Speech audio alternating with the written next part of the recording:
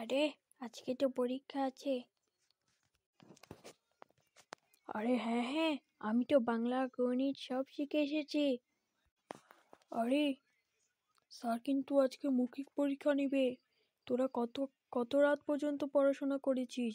হ্যাঁ, কত রাত পর্যন্ত পড়াশোনা করেছিস? আরে আমি তো মোমবাতি যতক্ষণ জ্বলছিল ততক্ষণ পড়ছিলাম। আরে তাহলে তো তুই ফেল। তুই নিশ্চিত ফেল। আরে এমন করে বলো না, আমার বুকের হার্টবিট বেড়ে যাচ্ছে। আরে তোমাদেরকে স্যার এক একজন করে ডাকছে পরীক্ষা দেওয়ার জন্য। আরে ওকে লম্বি আন্টি, এখনই যাচ্ছি। আরে রোল নাম্বার 1 চলে আসো।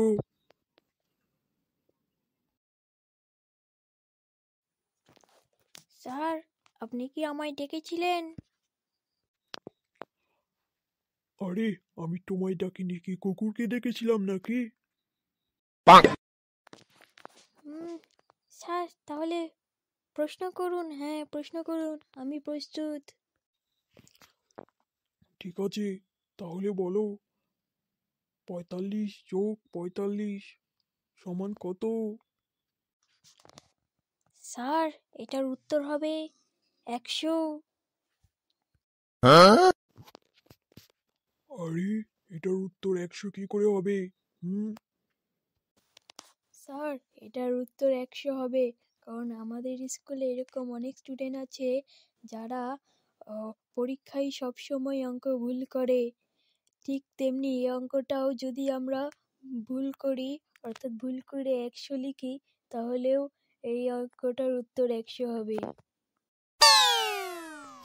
আরে তুই ফেল, যা এখান থেকে, যা যা বলছি। স্যার এভাবে আমি কিভাবে ফেল হতে পারি? আমাকে বাকি বাকি বইগুলো থেকে প্রশ্ন ধরুন, এবার দেখবেন আমি ঠিক পারবো। আরে আমি তোকে দেখে বুঝে গেছি তুই পারবি না। যাবি নাকি আমি এখন তোকে ধোলাই দিব? ওকে স্যার, যাচ্ছি।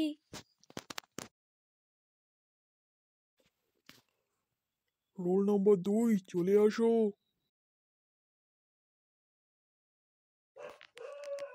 স্যার আমি কি আসতে পারি? আরে গাধা, কিন্তু এসেই গেছিস, আর কি আসবি? হ্যাঁ,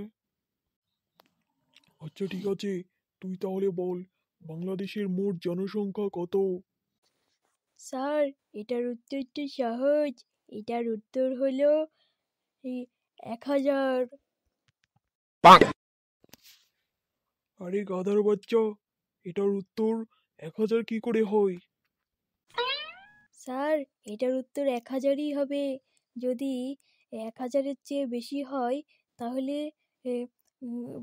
অন্যান্য দেশ থেকে আমাদের দেশে বিভিন্ন লোক বেড়াতে এসেছে। আর যদি কম হয় তাহলে আমাদের দেশের মানুষ অন্যান্য দেশে বেড়াতে গেছে। আরে কি সাংঘাতিক ছেলে রে বাবা, কিন্তু এর উত্তরে তো যুক্তি আছে। আচ্ছা দাঁড়া, আমি তোকে আরো একটা প্রশ্ন করছি। আচ্ছা তাহলে তুই একটা কবিতা শোনা। স্যার আচ্ছা ঠিক আছে, আমি শোনাচ্ছি। কবিতা কবিতা কবিতা কবিতা কবিতা কবিতা কবিতা।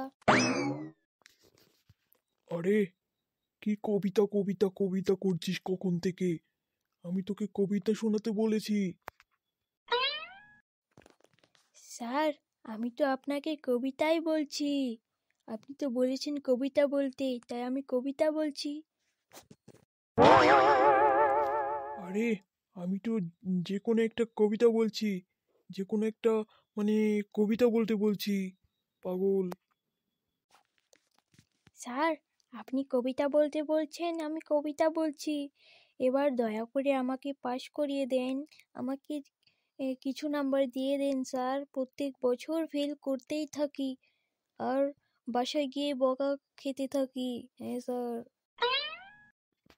আরে গাধার বাচ্চা, এখন যাবি নাকি ধোলাই দিয়ে তোকেও দৌড়াবো? হ্যাঁ, ঠিক আছে স্যার, যাচ্ছি।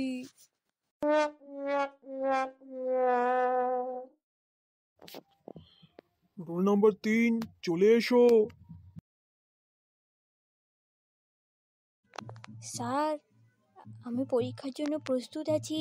আপনি আমাকে প্রশ্ন করুন, দেখবেন 100-তে 100% সঠিক হবে। আচ্ছা, তাহলে তুমি বলো তো দেখি, বিজ্ঞানী আইনস্টাইন কত সালে জন্মগ্রহণ করেছে? স্যার, বিজ্ঞানী আইনস্টাইন 1920 সালে জন্মগ্রহণ করেছে। আরে গাধার বাচ্চা, ধুলায় দিতে দিতে দিতে দিতে তোকে একদম গরু বানিয়ে দিব। স্যার, আপনি যদি উত্তরটা জানেন তাহলে আমাকে প্রশ্ন করছেন কেন? আপনিই বলে দিন। গাধার বাচ্চা, ধুলায় এখন দিব নাকি ক্লাসে দেব সবার সামনে, সেটা বল আগে। স্যার, ধোলাই কিসের জন্য? আমি তো ঠিকই বলেছি। আরে যা বলছি, না হলে এখন ব্যাট দিয়ে এমন মারা মারবো, শিক্ষা পেয়ে যাবি একেবারের জন্য। ওকে স্যার, যাচ্ছি।